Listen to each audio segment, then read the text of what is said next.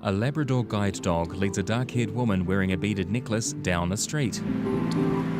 I was diagnosed with my blindness when I was 6 months old. Martine Abel.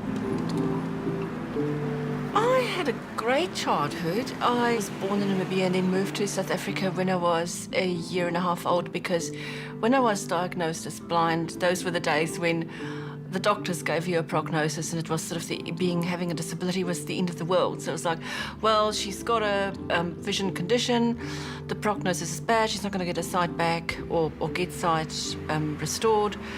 She'll need to go to a special school for the blind, which is in South Africa.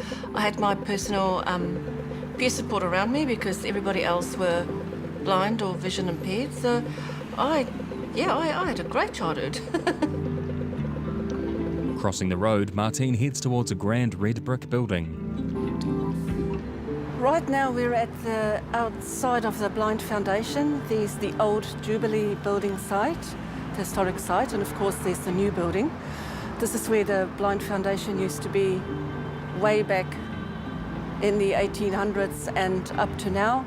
This is also the agency that helped me to get Western and helped me with items such as computer training and distribute talking books to me. In the mid-90s, my sister and her husband were recruited to come and work here.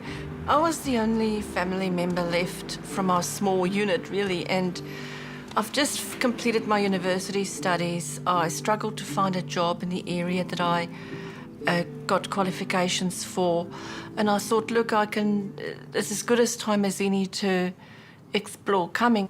At home, Martine types into a braille device plugged into her laptop. A man outside reclines by a pool. Not too long after I moved to New Zealand, I joined some blind sports clubs in Auckland, and I met Gary at the Auckland Blind Sports and Recreation Club, where we played blind cricket and goalball. Oh, he was there for the cricket and I was for the drinks. She types into her laptop. My role at the moment is I'm a specialist advisor at Auckland Council. I'm the key contact and disability portfolio holder. And so most of the aspects to do with how can we make our services more accessible to disabled people, how can we do more community engagement to see what people want, deaf people, blind people, those with mobility impairments. Colourful figurines and small dragon statues decorate a table.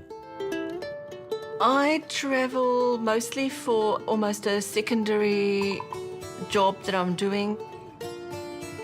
I've been asked by the World Blind Union to be the strategic lead on access to the environment and transport. Her fingers trail over the ridges of a dragon statue.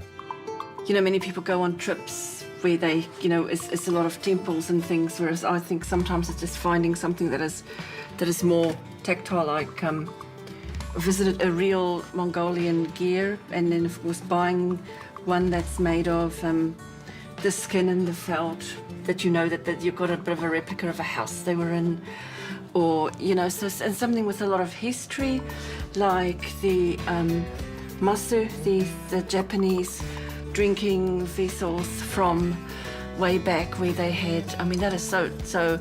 I mean, I've got modern sake glasses too, but these ones are so nice and old when they tell you the story of in the days of poverty and war, where they had the sake inside and the salt on the top, so you sort of had your drinking and eating vessel at the same time.